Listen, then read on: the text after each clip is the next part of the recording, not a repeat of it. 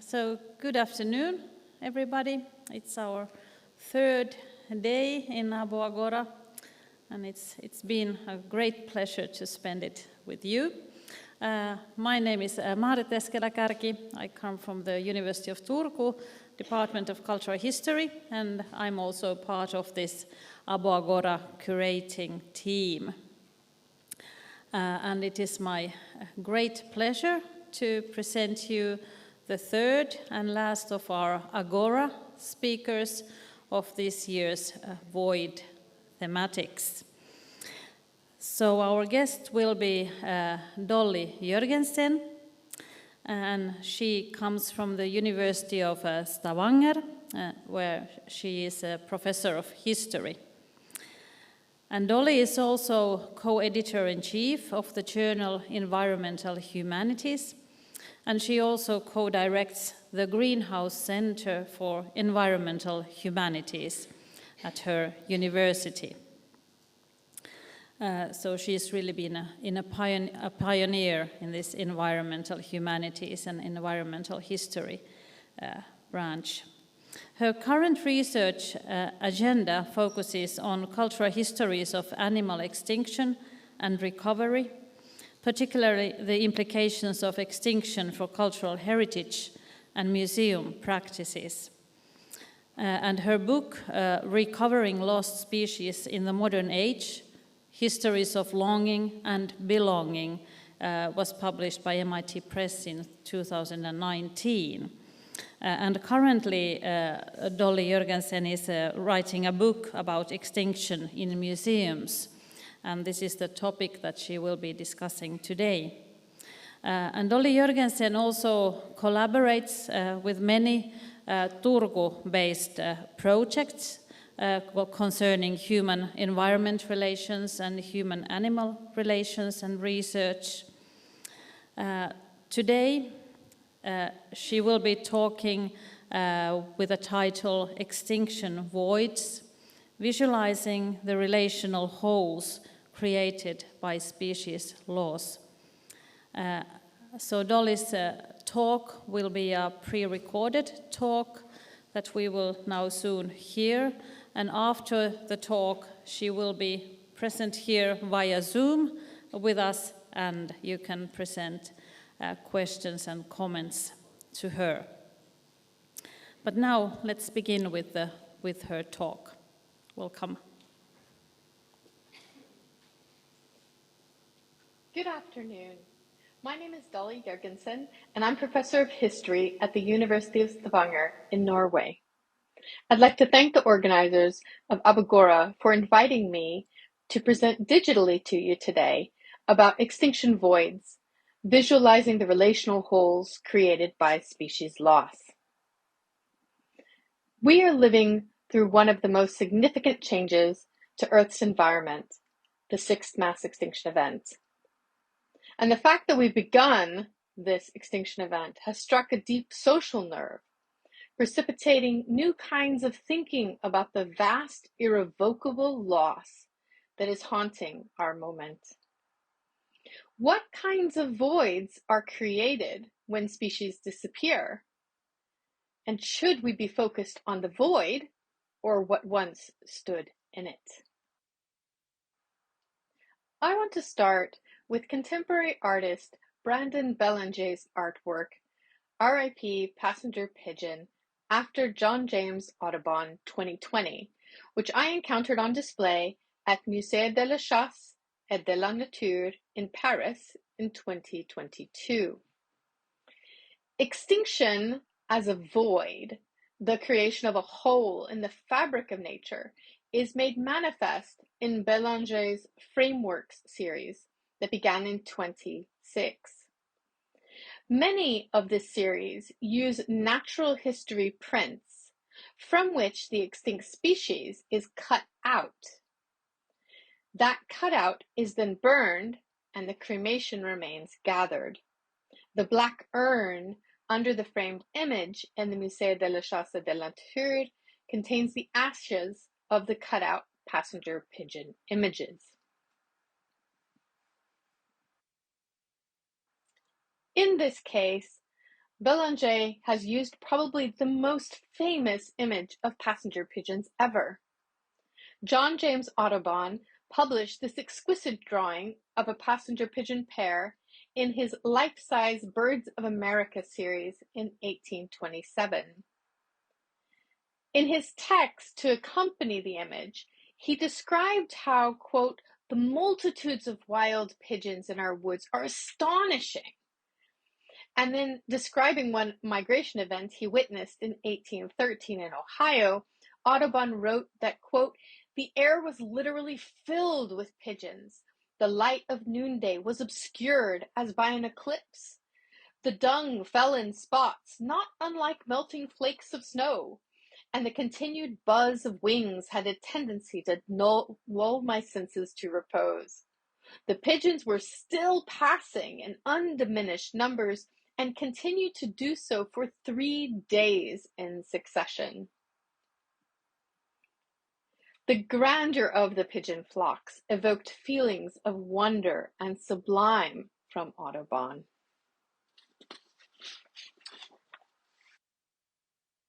But these passenger pigeons that once filled the sky for days on end soon became extinct.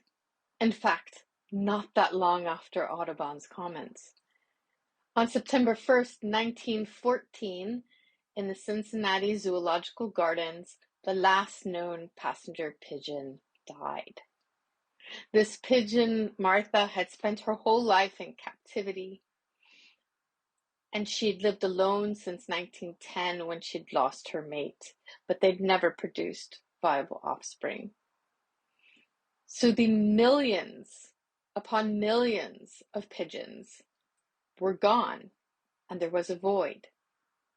And thus we have the artwork that shows that void.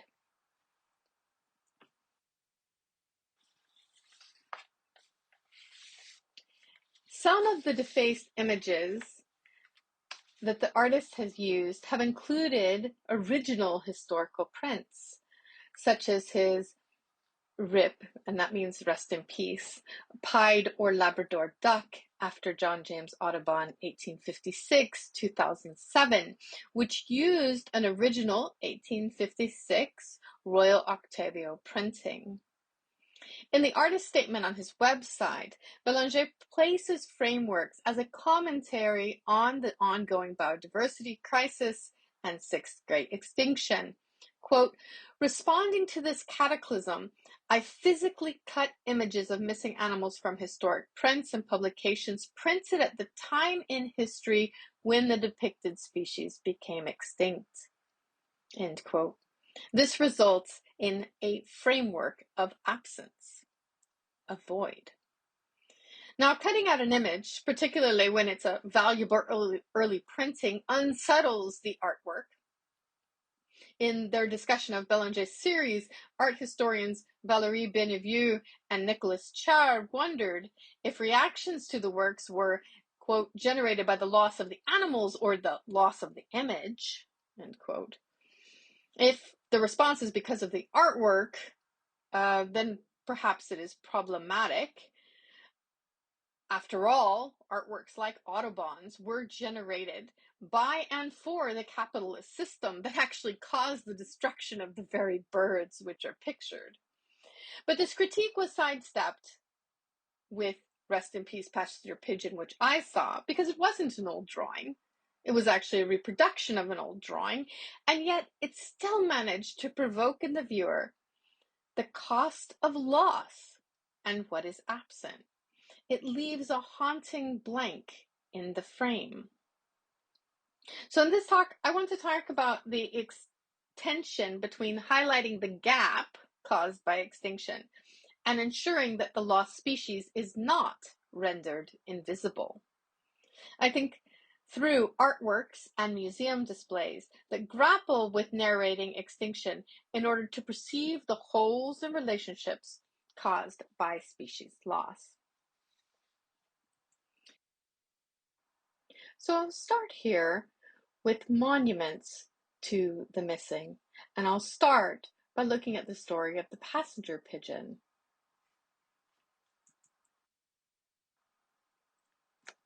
Now, sorrow for the loss of the passenger pigeon was foregrounded in the creation of memorials and monuments in the post-World War II period.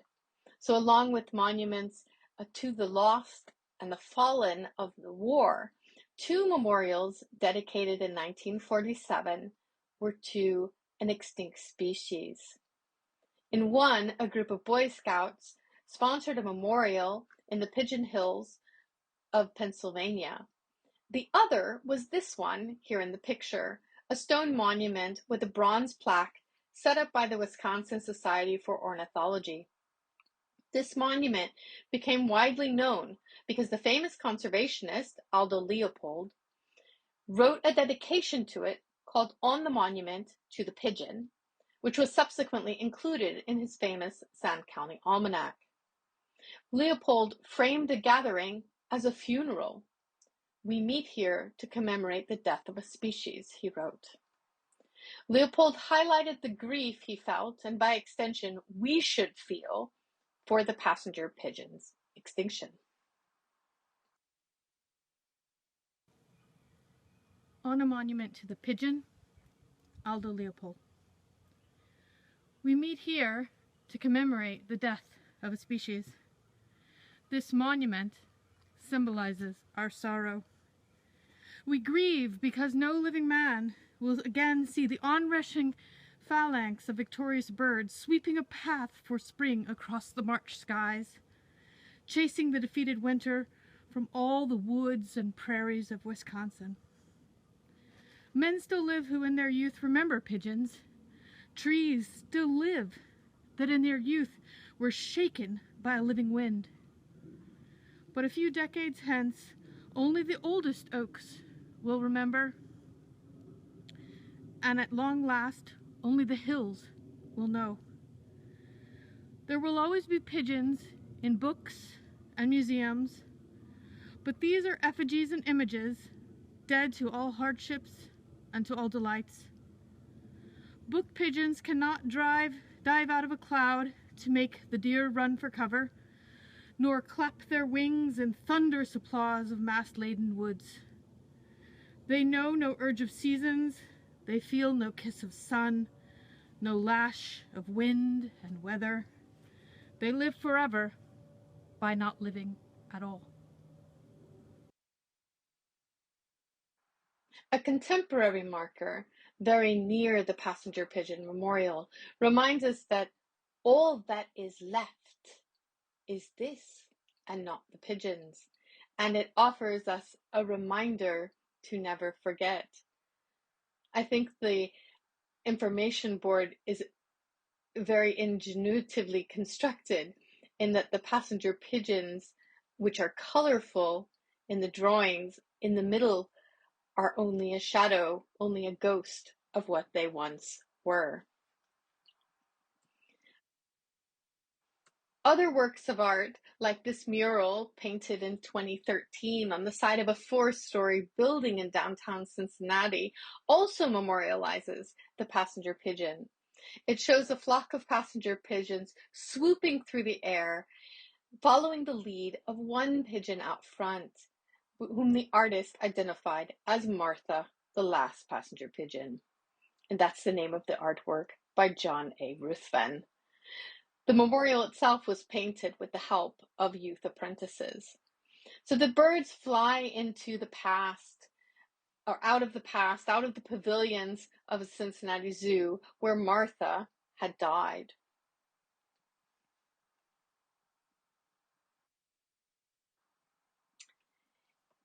At the Smithsonian in Washington, D.C., I encountered another memorial to the passenger pigeon. This one was part of Todd McGrain's Lost Birds project. It stood outside of the Natural History Museum when they were having a special exhibit to commemorate the 100-year anniversary of Martha's death.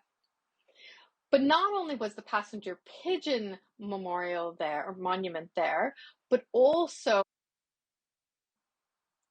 there were monuments to the other lost species, or some of the other lost species of North America. each of these were a large sculpture that were asking us to come face to face with these species that are no longer here. And yet, they're all done in black. There's no color. The definition is very subtle. So there's a quality of the void, of the thing missing, that's no longer here, that the sculpture is trying to represent. What happened with these sculptures as part of McGrain's project was that then they were set out in places where the species actually had lived, where it was at home. And here's another type of monument. In 2012, there was a design for the Mass Extinction Monitoring Observatory, which would be a spiraling limestone monument on a dramatic cliff on the Isle of Portland, which is part of the Jurassic Coast World Heritage Site in the United Kingdom. So the design featured visitors passing by massive limestone panels, each carved with an extinct species, so that as they worked their way up inside the spiral, they would be met with characteristic local fossils from the Portland limestone, alongside those things that have become extinct in the modern age. So the original concept was to have images of all the species of plants and animals known to have gone extinct in modern times. But we know how plans often are much more ambitious than what can actually be realized. When I visited Sebastian Brooke, who was the stonemason behind the Memo project, at a Dorchester stonemason workshop, the very first large-scale carving was under construction. It was a woods cycad, which is extinct in the wild.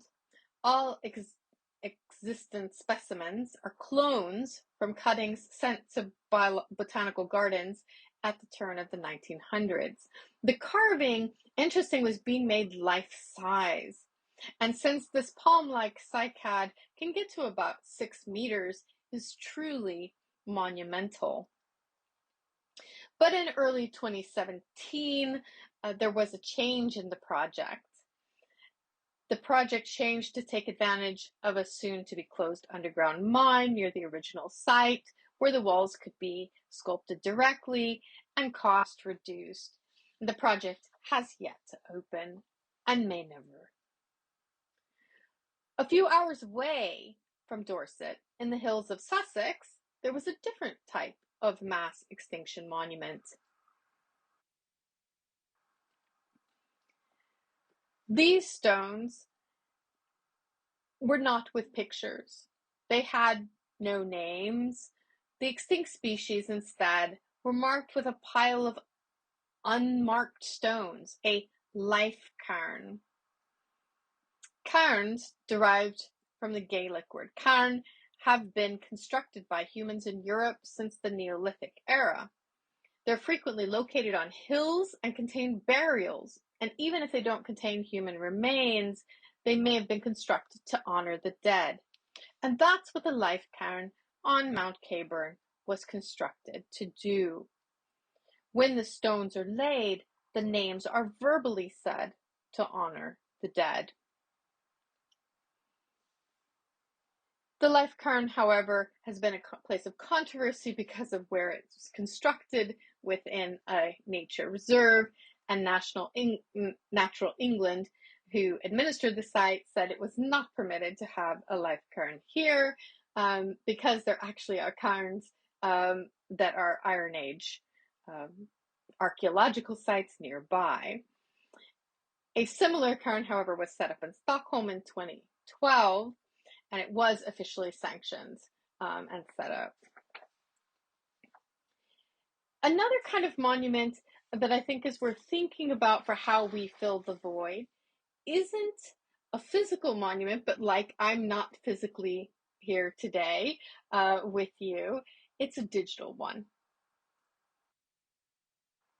What is Missing was designed by Maya Lin, who'd become famous for designing the Vietnam Veterans Memorial in Washington, D.C. At the unveiling, Lin said, "To me, memorials represent a stepping off point. We can't do anything about what has already been lost, but can we learn enough from the past to rethink a different and better future?" So this project, which both had physical manifestations in California and in New York, but also this digital platform, What is Missing? Now within the platform, you see here spots that will correspond to a map if you think about the way that the globe map works. And these are stories of what is missing. You can go onto the stories and select, do you want to know about habitats that have become missing? So forests or wetlands, or do you want to know about species that are missing, like the passenger pigeon or the Labrador duck? Do you want to know about waterways? Do you want to know about cities? So you can pick through those in order to narrow which spots you see. And then each of those can be zoomed in on in order to find out more about that which is missing. And a unique part of the project is that it was included that the public could participate in it and share a memory. So these aren't just created by a curator or a scientific board, but instead that people would upload a place and what was missing. So perhaps it was that as a child, I remembered that the butterflies would be in a field, but they're not here anymore. That's the kind of thing that's missing. So what is missing, as she says, was to create a global memorial to the planet for species that have gone extinct, species that will go extinct in our lifetime, species that we will never know because we destroyed their habitats before we could ever know them. So I think it's interesting to think through the ways in which these public memorials present extinction, typically through lists and through presentations that try to put the species in front of people. So next I want to turn a little bit to museums, because that's the area that as of late I've been working in a lot, and I've visited a lot of natural history museums across the world in order to find out how they talk about extinction. So this thing that is missing, this void in the earth. So one of the things that I noticed was that many times extinct species are grouped together. So they appear in grouped together cases like these. So they're taken out of any relationship they had to other species, or in fact to other individuals within their species. Because in nearly all cases, museums have one of a thing, and that's what they put on display. So this one comes to represent all of that species. They're also typically presented without geographies, so they have no place in the presentation.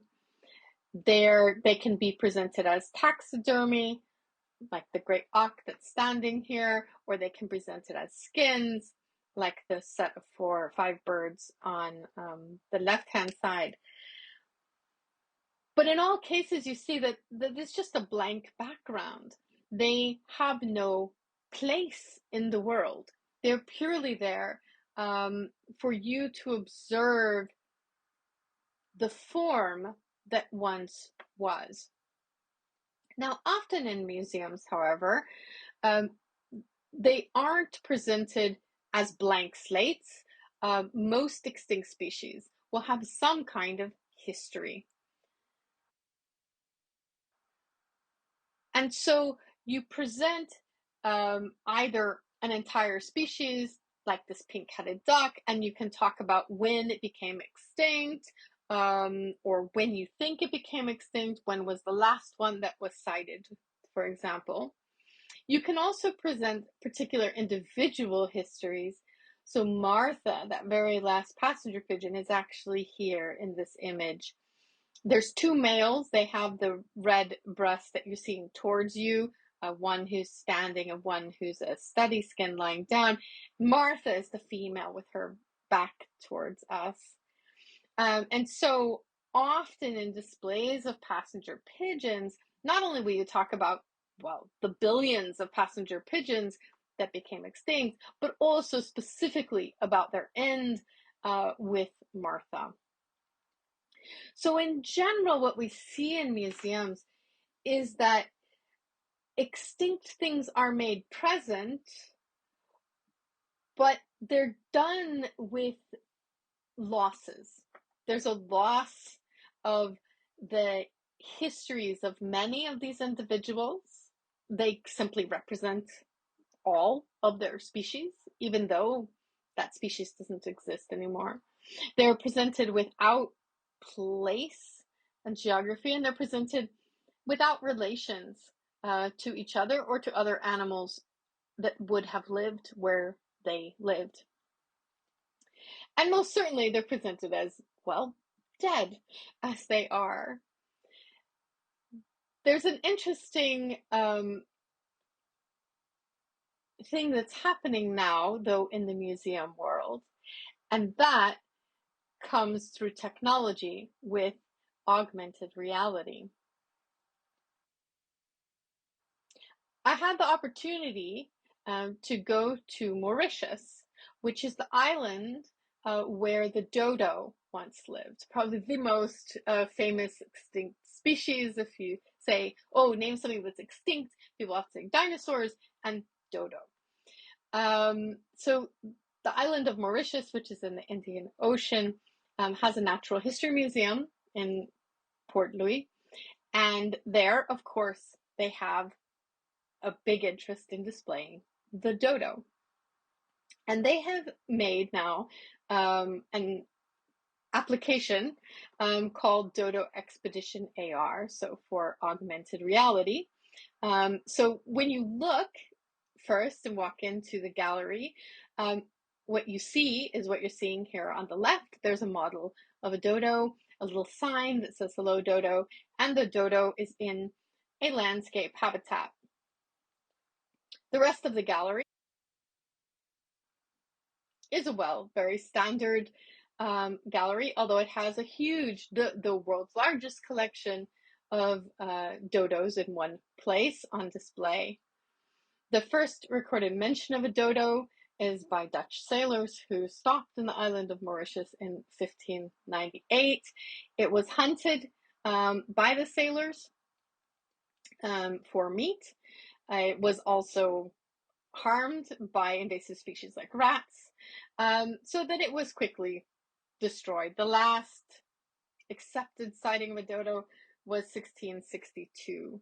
So 64 years after people came to the island, the dodo was gone. Now, one of the earliest accounts of the dodo was by a journal in 1598. And the description of the bird was like this. So there are many numerous birds there, among which are a kind conspicuous for their size, larger than our swans, with huge heads, only half covered with skin, as if clothed in a hood. These birds lack wings, in the place of which 3 or 4 blackish feathers protrude, and the tail consists of a few soft incurved feathers, which are ash-colored. These we used to call irrevocable for the reason that the longer and oftener they're cooked, the less soft they become. Nevertheless, their belly and breast were of a pleasant flavor. So, how do you convert a skeleton and a model into something that more appropriately represents or brings to life this dodo bird. This is where the artificial reality came into play. So I went to the museum with my PhD student, Geeta Vestergaard, who's here in the picture. And I'll show you how the app works.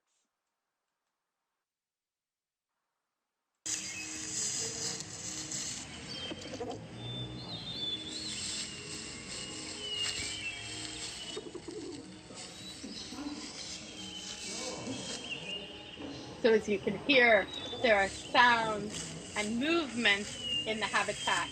So not just the one model, but an entire family of dodo who then interact and move around at interacting with each other and with their environment. So this is very different than the void.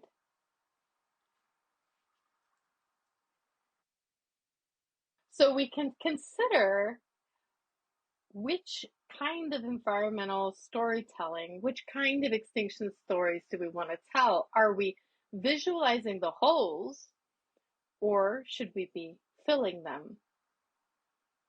I don't think one is necessarily better than the other. I think there are places and times for both kinds of approaches. But I think it's interesting to consider when we think about something like extinction, when we think about the emptiness that it is, that both people need to understand the hole that's been created, but also understand what was once filling those holes, those things which are no longer here, those things which no one can see in real life anymore, and that there have to be ways to come in contact with those things and with those stories.